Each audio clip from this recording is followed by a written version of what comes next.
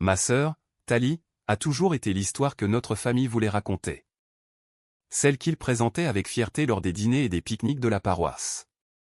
Notre Thalie, disait maman, la main sur l'épaule de quelqu'un, comme s'ils avaient de la chance ne serait-ce que d'entendre son nom. Miss Jeunesse Vosges, capitaine de l'équipe de débat, diplômée en design d'intérieur, fiancée au fils d'un conseiller municipal local. Chaque aspect de sa vie ressemblait à une brochure impeccable, soignée, brillante et parfaitement dans les temps. Et puis il y avait moi. Je n'étais pas le problème. Pas exactement. Je n'étais simplement pas intéressante. Je lisais tranquillement, j'obtenais des notes convenables, je n'avais pas besoin de rappel, je n'avais pas besoin d'applaudissements. J'étais celle qui remplissait la carafe Brita, sortait les poubelles sans qu'on le lui demande, celle qu'ils oubliaient d'appeler pour les soirées de jeux en famille, avant de dire « Oh, désolé, ma chérie. Nous pensions que tu étais occupée avec tes études. » La plupart du temps, il était plus facile de ne pas s'en soucier. La maison était en proie à un tourbillon d'activités depuis des semaines. Des échantillons de tissus ivoire et or rose traînaient sur la table de la salle à manger. Maman passait des appels quotidiens avec le traiteur, et j'ai appris plus de choses sur les étages de pâte à sucre que je n'aurais jamais voulu en savoir.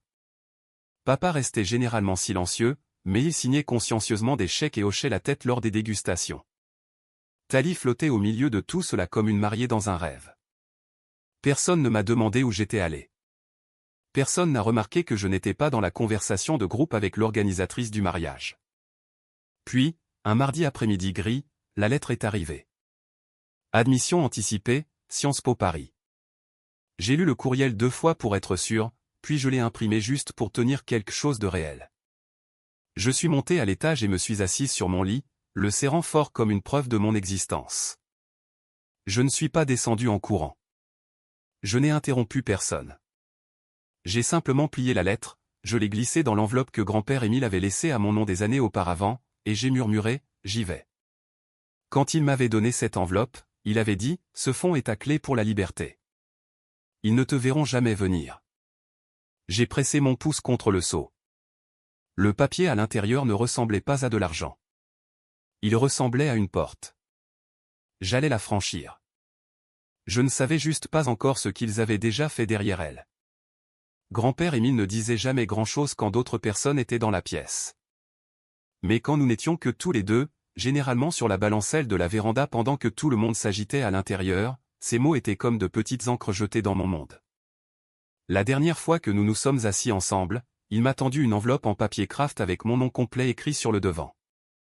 Pas, ma chérie, pas, ma puce, juste, Claire-Marie Roussel, de son écriture fine et délibérée. Il avait l'air fatigué cet après-midi-là, plus mince que je ne voulais l'admettre, mais ses yeux étaient plus vifs que jamais.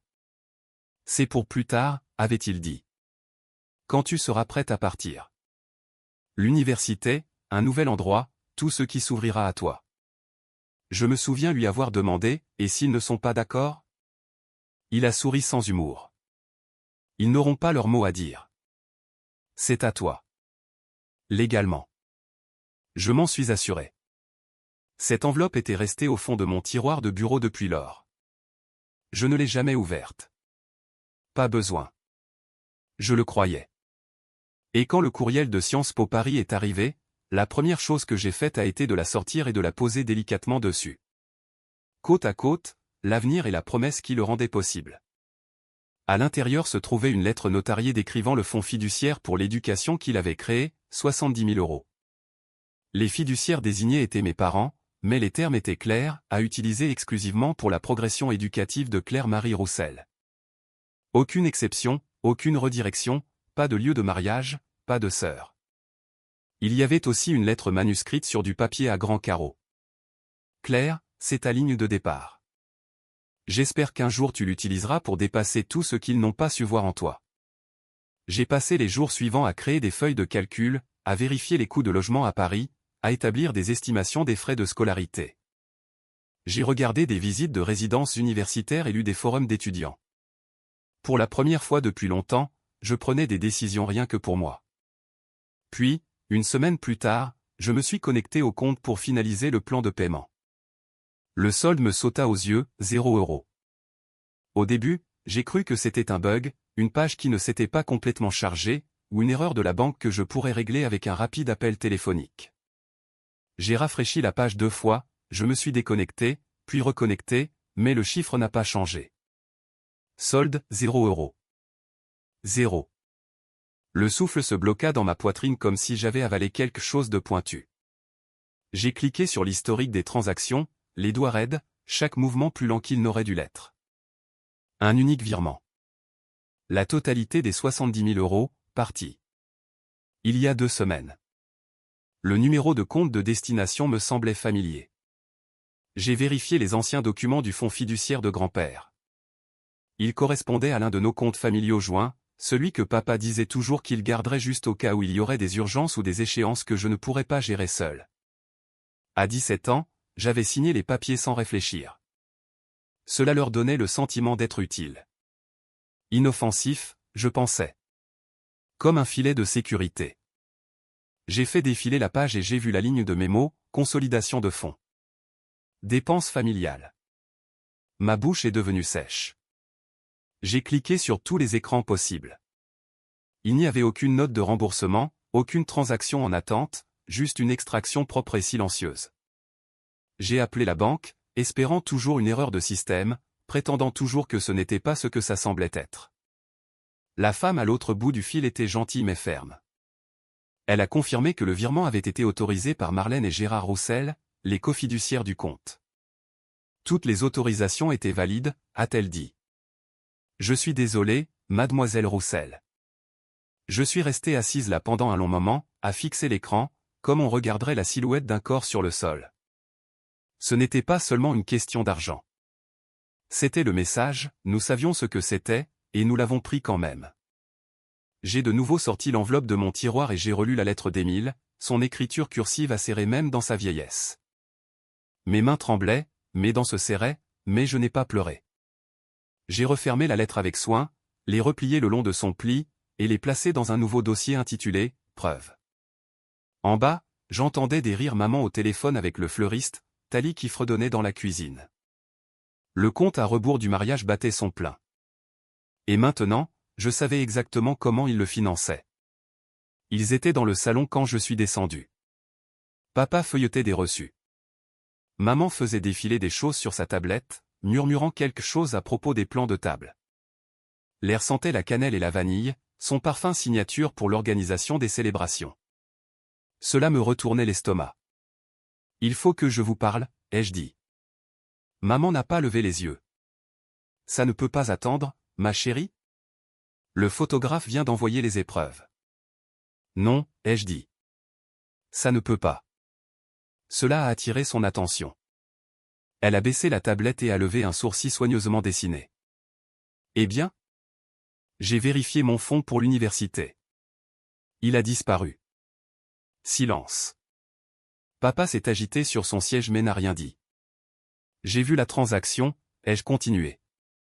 Vous avez tout viré. 70 000 €. Il y a 2 semaines. Maman a expiré comme si je venais de lui rappeler de sortir quelque chose du congélateur. Oui, nous l'avons fait. J'ai cligné des yeux. Vous avez quoi ? Elle a posé la tablette doucement. Claire, tu sais à quel point les mariages sont chers. Le jour de ta sœur est un moment unique dans une vie. Nous avons dû faire des choix. Ce n'était pas votre argent pour faire des choix. Sa voix a perdu sa chaleur. Tu es trop jeune pour comprendre comment une famille fonctionne. Parfois, des sacrifices sont nécessaires pour le bien commun. Je me suis tourné vers papa.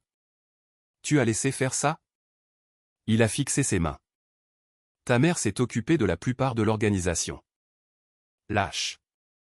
Sciences Po attend la compte dans 3 semaines, ai-je dit.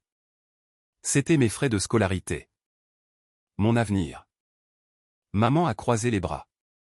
Peut-être que tu n'as pas encore besoin d'aller à l'université. Peut-être qu'une année de césure te donnerait un peu de perspective. Ces mots me blessèrent plus que le vol. Thalie est entrée à ce moment-là, pieds nus et tenant une boîte de dragées. Qu'est-ce qui se passe ? Ils ont payé ton mariage avec mon fonds pour l'université, lui ai-je dit sans ciller. Elle s'est figée. Quoi ?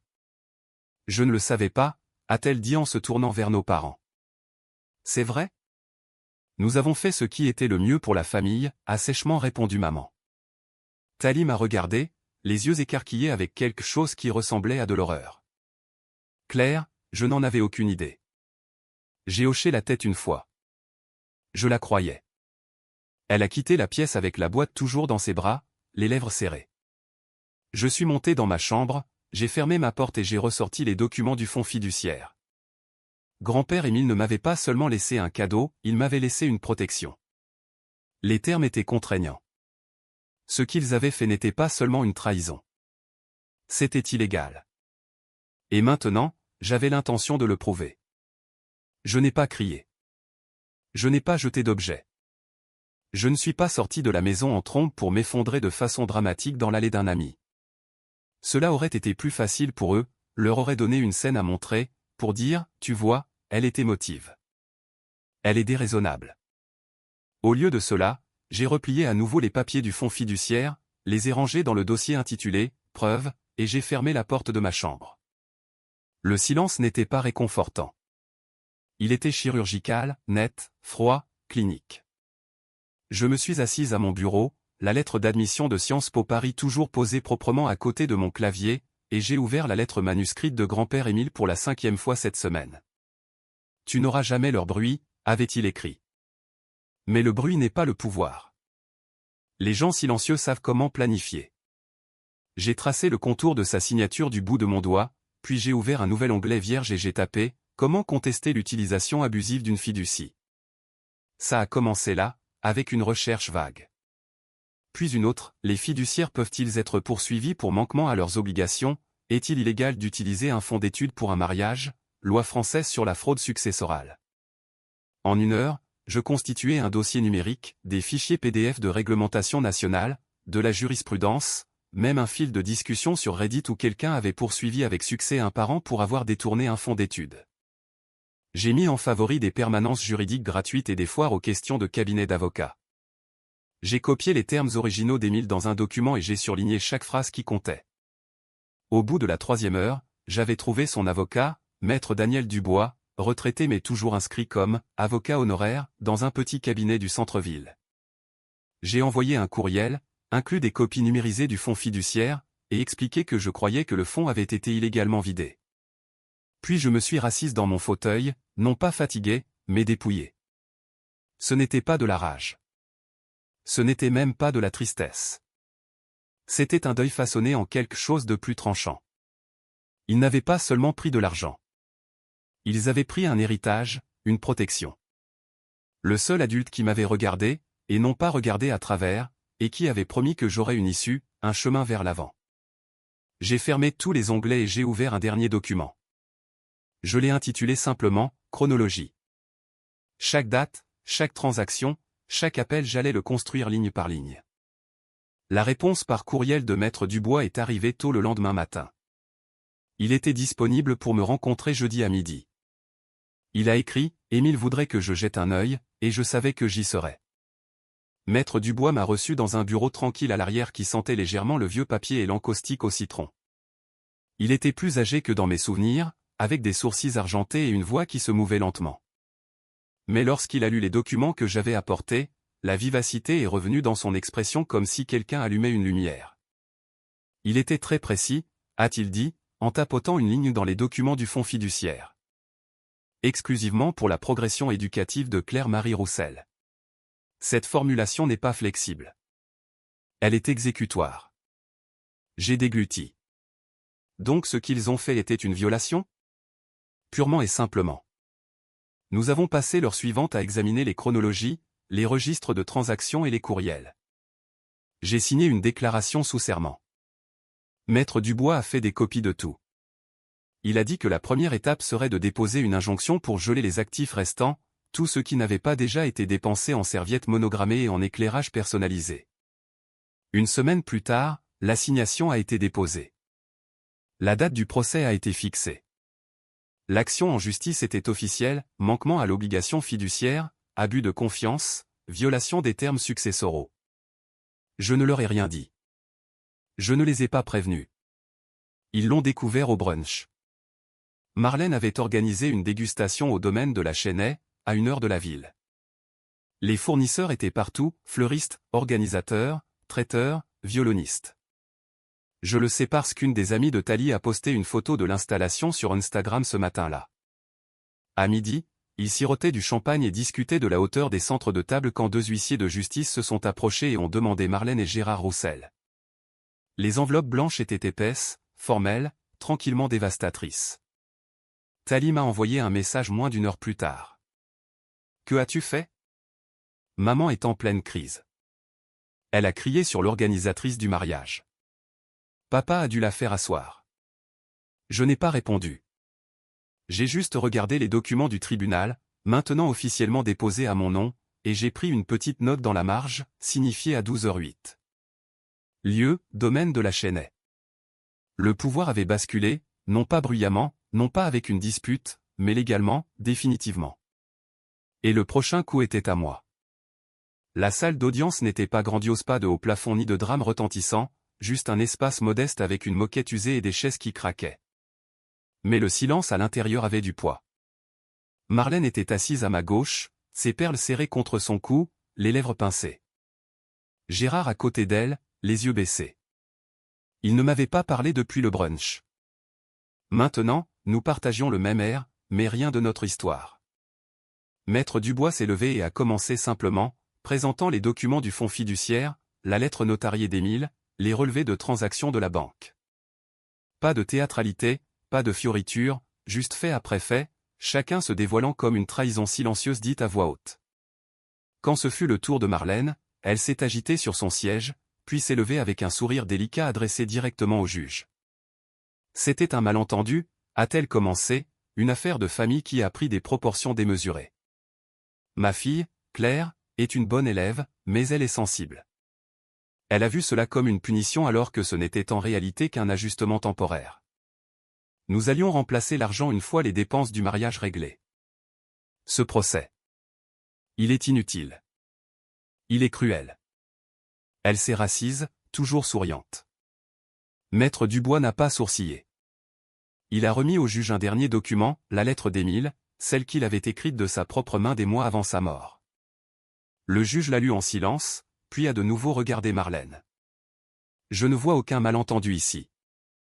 Je vois un manquement clair à l'obligation fiduciaire. Vous avez violé les termes du fonds. La restitution complète sera effectuée. Frais de justice inclus. Le marteau du juge s'abattit une fois. La bouche de Marlène s'est ouverte, puis s'est refermée. Aucun mot n'est sorti. Gérard s'est levé lentement, une main sur le banc pour garder l'équilibre. Ils ne m'ont pas regardé, pas une seule fois. Ils sont juste sortis ensemble, chaque pas lourd de quelque chose qu'ils ne s'attendaient pas à porter. Je suis resté assise pendant que la salle se vidait, le son du marteau résonnant encore faiblement dans ma poitrine. Pas une vengeance, juste un retour. Thalie est venue 2 jours après le jugement. Pas de message, pas d'appel, juste un coup à ma porte, si doux que ça ne pouvait être personne d'autre. Elle se tenait là, tenant une boîte cadeau blanche, du genre de celle qu'on verrait à un enterrement de vie de jeune fille chic. Son maquillage était minimal, ses cheveux attachés en un chignon bas. Elle avait l'air fatiguée, comme quelqu'un qui venait d'apprendre que le monde n'était pas aussi soigné que celui dans lequel on l'avait élevée à croire. « Je ne savais pas », a-t-elle dit. « Je le jure devant Dieu, Claire, je ne savais pas qu'il te l'avait pris. » Je me suis écarté pour la laisser entrer. Elle s'est assise sur le bord de mon lit, tenant la boîte sur ses genoux. Ils m'ont menti à moi aussi. Ils ont dit qu'ils utilisaient une partie de leur épargne retraite de secours, que ce n'était pas grave. Elle a levé les yeux, sa voix plus fine maintenant. Je les ai crus. Et cela fait de moi une complice, même si ce n'était pas intentionnel. Je me suis assise en face d'elle, ne disant rien, juste en écoutant. Elle a ouvert la boîte et l'a poussée vers moi. À l'intérieur se trouvait une pochette de créateur, argentée et élégante, avec une étiquette que je n'ai pas pris la peine de lire.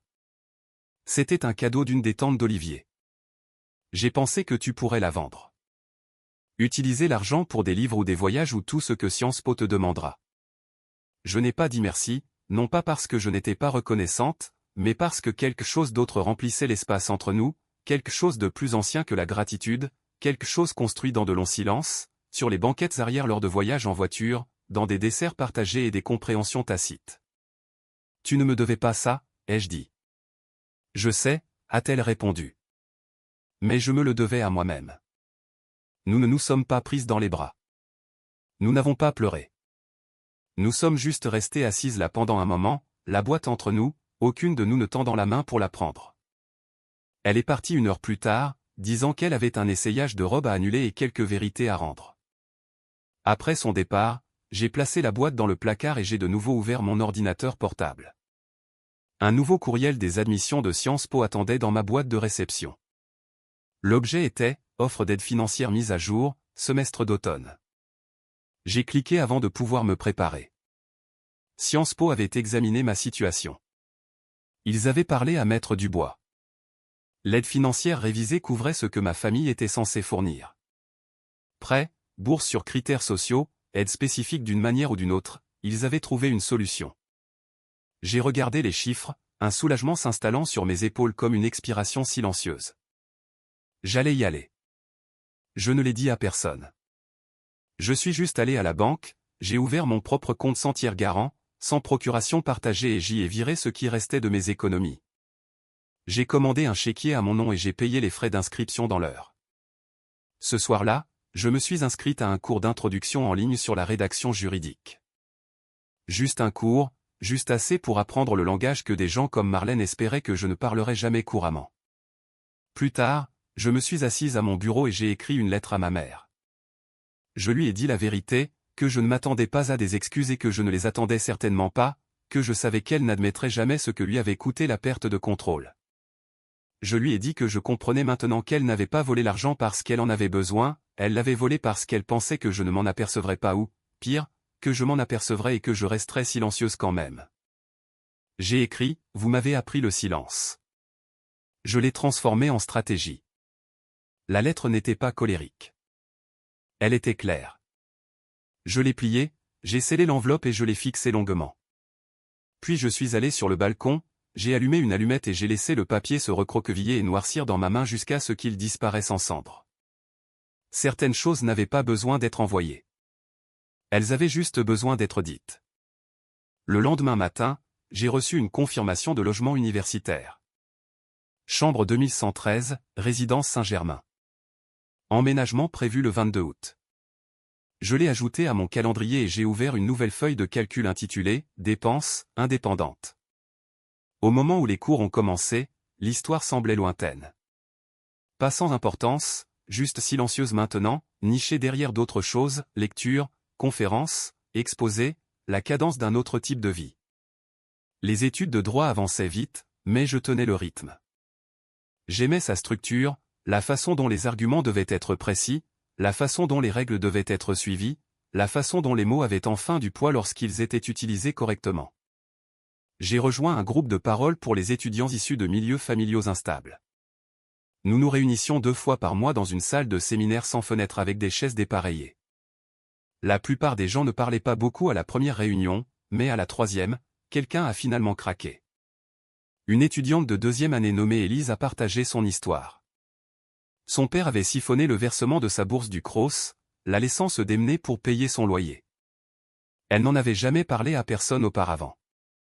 J'ai attendu la fin de la réunion, puis je lui ai glissé un nom. Maître Dubois. Il m'a aidé, ai-je dit. Il n'est pas sur Internet. Vous devrez l'appeler. Elle a hoché la tête une fois, les yeux écarquillés. Merci. Je n'en ai pas dit plus. Je n'avais pas à le faire. De retour à ma résidence, je gardais la lettre d'Émile pliée dans la poche avant de mon porte-documents. Les bords s'étaient usés à force d'être lus et relus, mais l'encre tenait toujours. Chaque fois que j'ouvrais la fermeture éclair du porte-documents, je voyais sa dernière phrase, « Ils ne te verront jamais venir ». Et il avait raison. Ils ne m'ont pas vu. Ils ont dépensé mon avenir. J'ai utilisé leur trahison pour construire le mien.